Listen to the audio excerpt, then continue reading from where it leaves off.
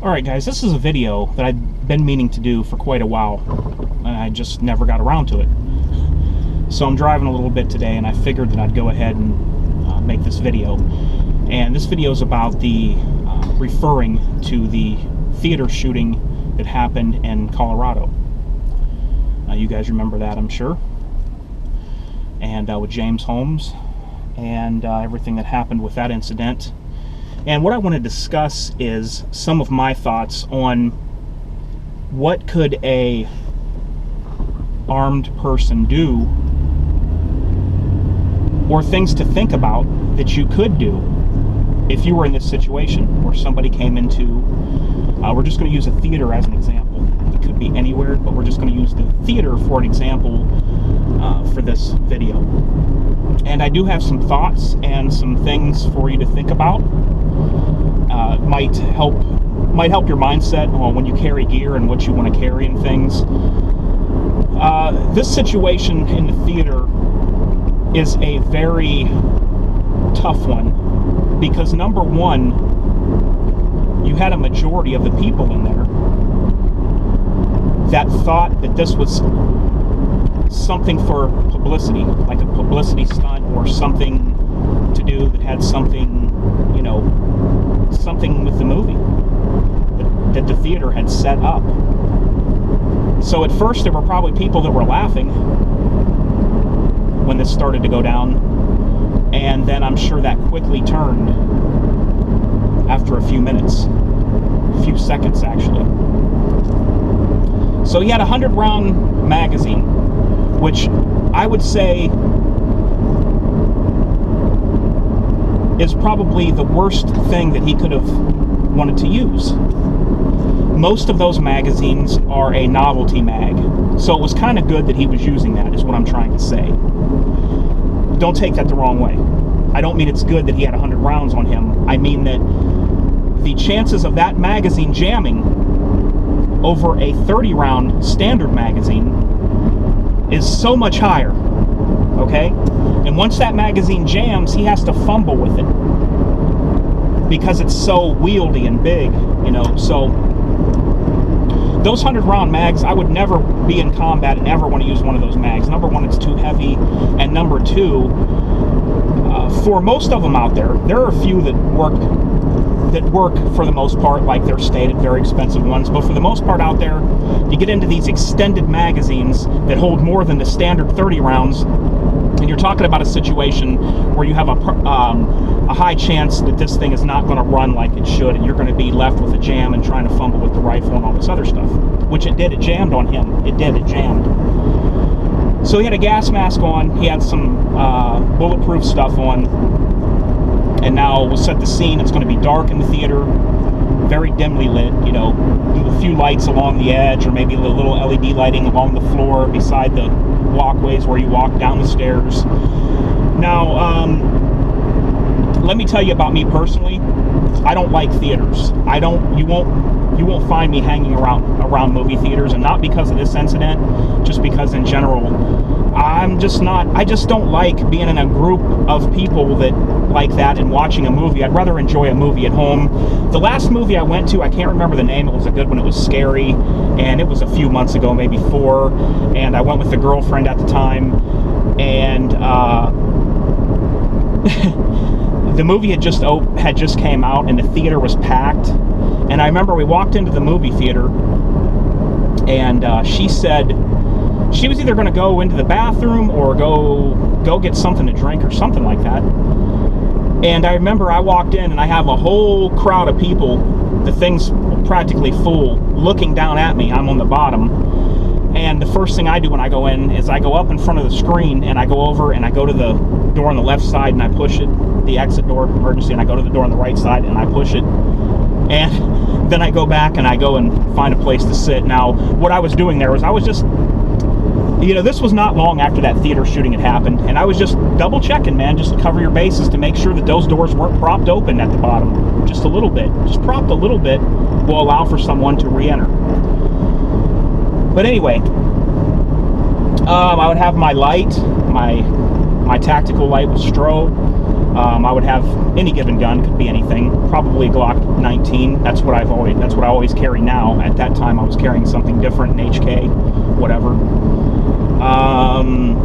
Maybe pepper spray, you know, the usual things I'd have on me. So this guy comes in the theater, he's got a gas mask on, and he's got bulletproof vest, and he's got an AR-15, and he has a 100-round magazine in it. And I think there was some armor around his head too. So what do you have now? You have the neck, you have the hands, and I'm not for sure what he had on at the belt line and below, if it was just jeans. But see, it's going to be hard to do that, because there's probably other things between you and him that's at that level where you might not get his legs. And I'm sure the feet are exposed. So, number one, know that when you pull your gun in a case like this, after that first shot is fired, you are probably going to be the main target. He's going to focus all of his attention on you, unless he's so distracted by his own gunfire that he doesn't realize it, depending on the distance that you are. You're probably going to be the target. So you have to know that up front. And theater seats and an AR-15 don't mix and match. It'll just rip right through there, right through the seats. You know, it'll give you a little bit of cover just for him to not see where you're at, but as far as bullet cover, it's probably going to rip right through. Normally when there's an active shooter on the norm, people are hitting the ground and fleeing. Nobody is trying to come toward him, okay? See, some people say that you shouldn't engage an active shooter in a place that has people or is crowded. Well, I don't say that that's necessarily true. They try to give that as a reason to not do that, especially anti-gunners. And here's the reason. Like I said, when somebody starts firing, nobody draws in toward that man. It's the opposite. Everybody either hits the ground or they flee. Mainly they try to flee as fast as possible. That's what human instinct is. You want to run. You want to get away. So what that's going to do is most times that's going to leave you openings, because you never want to shoot if there's people close or behind them or whatever, because you can't have a civilian casualty in there, because we're not in a land of war. You know, so you don't want a civilian casualty on your hands, and they will know when they go through all the bodies and figure out what happened. They will know if you're the one that shot that civilian. So you want to make sure you do have clear shots. Now, if people want to know what I would have done, and I'll give you other alternatives here in a minute. Here's the thing, guys. If you've not been involved in a shooting or a stressful situation like this, or pulled your gun or anything, I'm going to tell you right up front, and I'm not going to pull your leg, that when your adrenaline's going and everything, and you pull that gun out, you're just about going to be shaken, and you're going to be fumbly, and you're going to have a hard time even, sometimes you can even have a hard time looking down the sights. Now, this varies from person to person, and depending on your training level, but for average people, with that adrenaline rush and dump, it's just a fact of nature.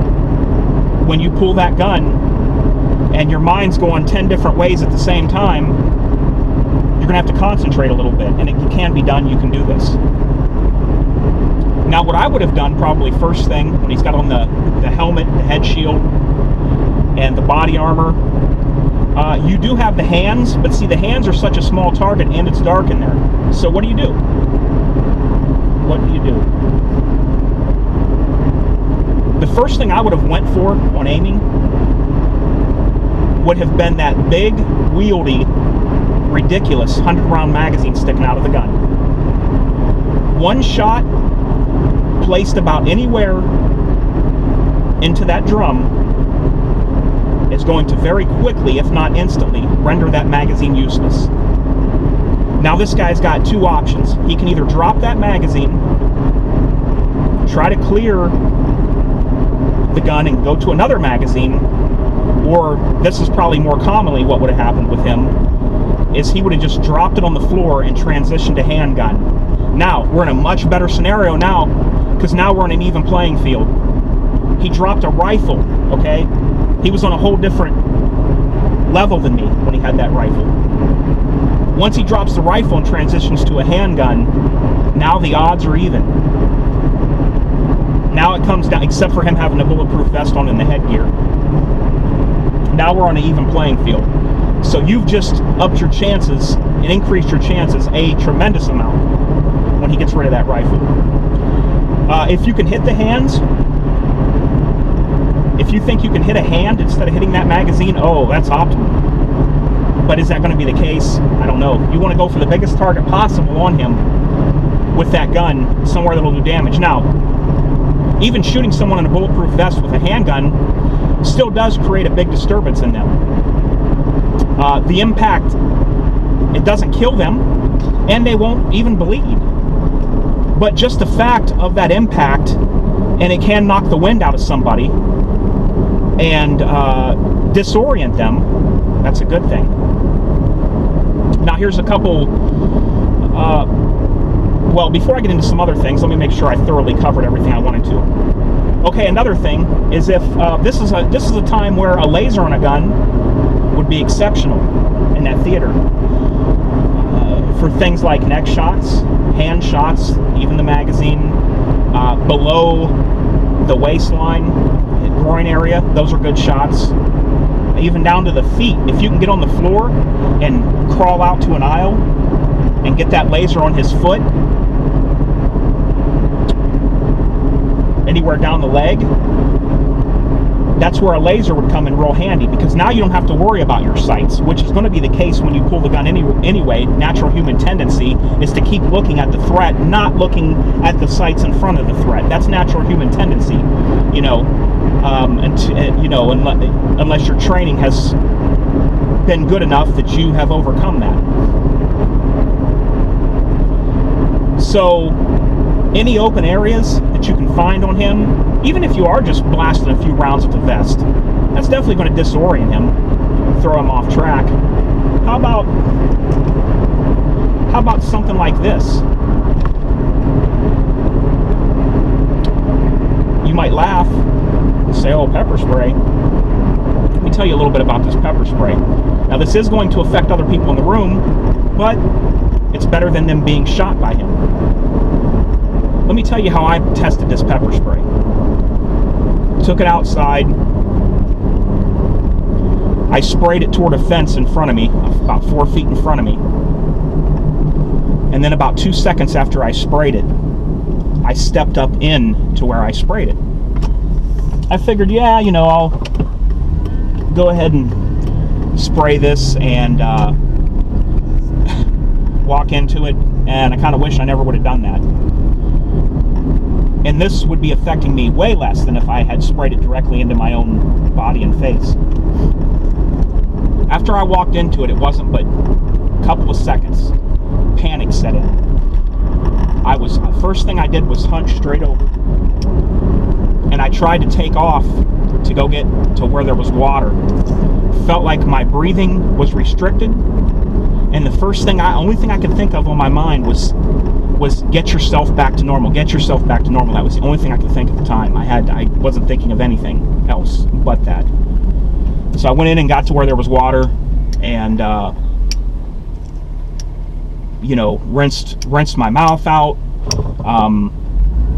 drank water, waited for my breathing to fully restore. It doesn't stop your breathing, it just kind of restricts it to where you can't breathe like it'd be hard for you to run, is what I'm trying to say. So if you even got close and emptied this can, but this would be if they didn't have a gas mask on. If they can't see, very hard for them to shoot, right?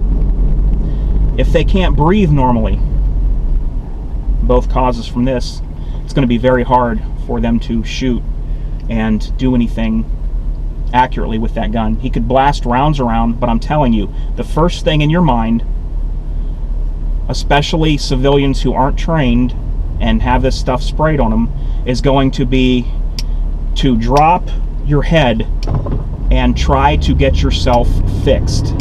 Okay? So right there, you know, like I said though, this will affect other people, but it's much better than them being shot by him. I would trust this if I could get close enough, and even in his general area, and just unload this can or half of it. I would trust that I could have enough to where I could go in and overpower this guy, probably even if I didn't have a gun on me. Okay, another thing. How about some of this in a dark theater when there's no other lights? How good do you think he's going to be able to see what he's doing with that coming in your face? And I've tested this light on several people. I said strobe is self-defense. They say, what do you mean? I say, oh, come here. Take him into a dark area, hold out my car keys, hit strobe, and I'll say, now come get my car keys off of me with whatever means necessary. They can't do it. They can't do it. I had one guy I know, pretty tough guy, real tough dude, and we was outside, and he's a friend of mine, and I said, see if you can get to me with this strobe, and I want you to try. And this guy's real competition minded. If you're anything with this guy in competition, he has to win. That's the way he is. Doesn't matter if you're friend, relative, whatever. This guy is one of those guys, he has to win. So I strobe him, and he's standing there, and he sees that he can't, he's trying to see or get away or adjust to see if he can do it, and he can't because it hurts so bad with that in your eyes. Your first reaction is just to close your eyes like that.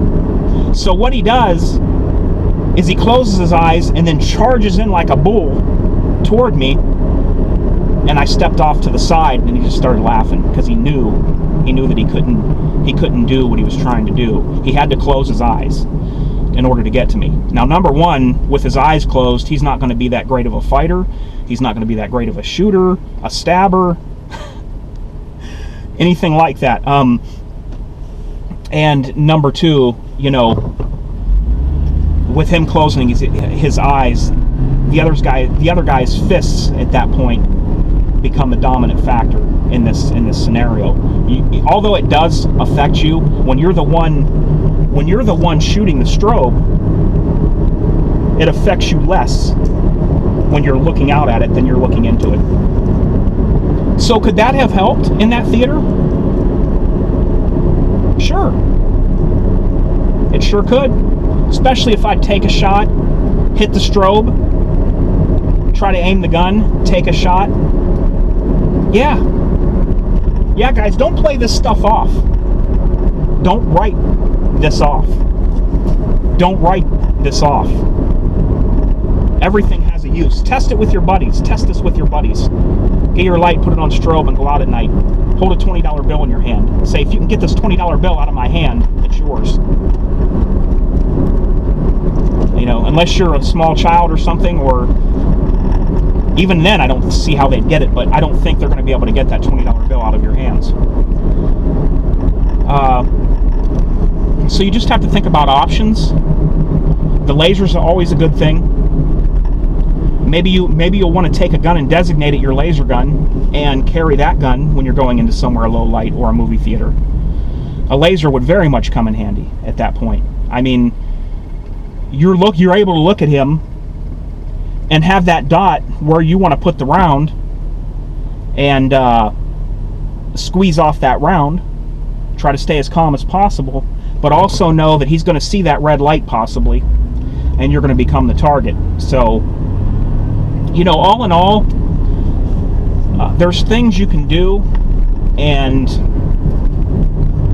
most of the general public that's in that theater is not going to be armed,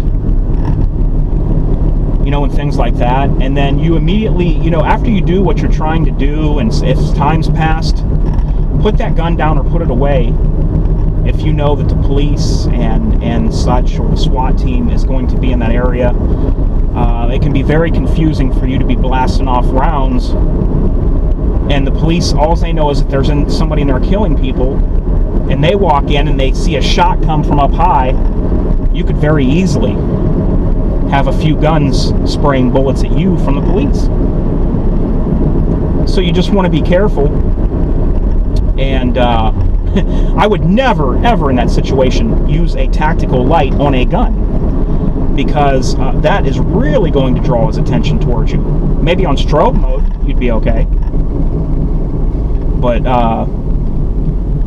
you know, the feet, the main artery in the leg, when you're talking about the rifle, shoot in the general area of the rifle. Even if he's got a 30-round standard magazine in there, and you're going to try to shoot his hands, try to shoot to where even if you don't hit his hands, it may hit the rifle. Now, it may not render the rifle inoperable, but it could cause enough chaos with what he feels when that rifle gets hit that he may not know what happened and drop it and transition to a handgun, you know, at that point. But that's some of my thoughts, guys. I'm sure there's other things and ideas out there, and if you have any, you know, post them in the comments below.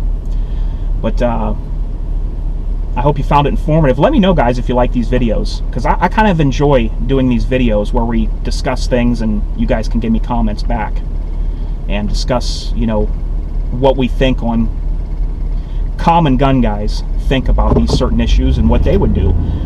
Any information helps. You know, there's probably guys out there that are going to be able to give me suggestions that I didn't even think of, that I would say, that's better than such and such thing that I said, you know. And other guys that are looking at this video and reading these comments, it could help you as well. So, alright guys, I don't want to make this video too long, sorry about that, but until next time, this is H4T. I'll get back with you guys real soon, got some more gun videos coming up, and I hope everyone has a great day.